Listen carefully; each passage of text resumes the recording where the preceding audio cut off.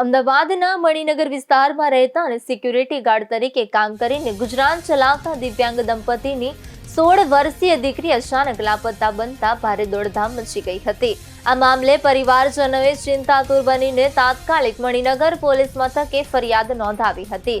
પોલીસે પણ આ સંવેદનશીલ ઘટનાની ગંભીરતાને સમજીને સગીરાને શોધી કાઢવા માટે એક ખાસ ટીમની રચના કરી હતી અને સઘન તપાસ બાદ ગુમ થયેલી 16 વર્ષીય પુત્રીને હરિદ્વારથી હેમખેમ રેસ્ક્યુ કરવામાં આવી છે। પોલીસની ટીમે ટેકનિકલ સર્વેલન્સ અને એનાલિસિસની મદદથી તપાસ કરતા જાણવા મળ્યું હતું કે સગીરા તેમના જ વતનના એક યુવક સાથે ઉત્તરાખંડના હરિદ્વાર પહોંચી ગઈ હતી। ચાલાક આરોપી પોલીસથી બચવા માટે સતત લોકેશન બદલતો હતો અને હોટેલ કે ધર્મશાળાના બદલે હરિદ્વારના વાલ્મીકી વાસમાં એક ઝૂંપડી ભાડે રાખીને છુપાયો હતો। આરોપી યુવક માત્ર ઓનલાઈન પેમેન્ટ પૂરતો જ થોડી સેકન્ડ માટે પોતાનો મોબાઈલ ચાલુ કરતો હતો।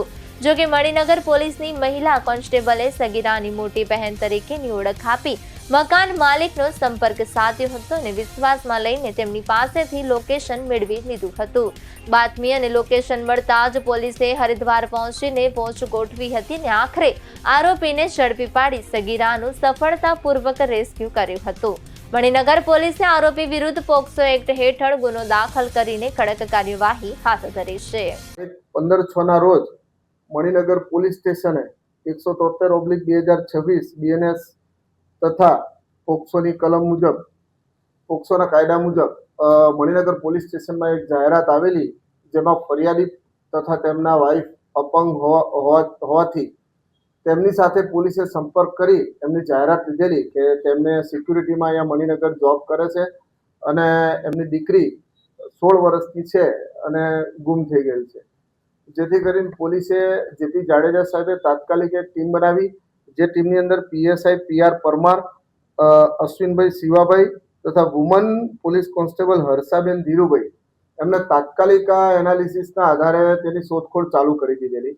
શોધખોળ કરતા ખબર પડી કે પોતાના વતનમાં જોડે રહેતા એક બીજો જે છોકરો છે એની જોડે આ છોકરી કોઈ જગ્યાએ રવાના થઈ ગઈ છે। જેથી આ ટેકનિકલ એનાલિસિસના આધારે આ લોકો ત્યાં ગાડી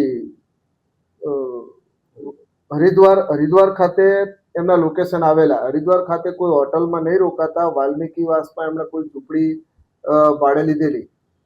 આ જે છોકરી અને છોકરો છે એને શોધવા માટે એમને ખબર હતી કે પોલીસ આવશે, જેથી કરીને તે લોકો કોઈ હોટલ ધર્મશાળાને એવોઇડ કરતા જાહેર જગ્યા ઉપર નતા રહેતા અને ટેલિફોનનો એટલો બધો ઉપયોગ કરતા નહીં, પરંતુ કોઈ જગ્યાએ પેમેન્ટ કરવાનું હોય તો 2, 3, 4 સેકન્ડ માટે કરીને મોબાઈલ સ્વિચ ઓફ કરી દેતા હતા।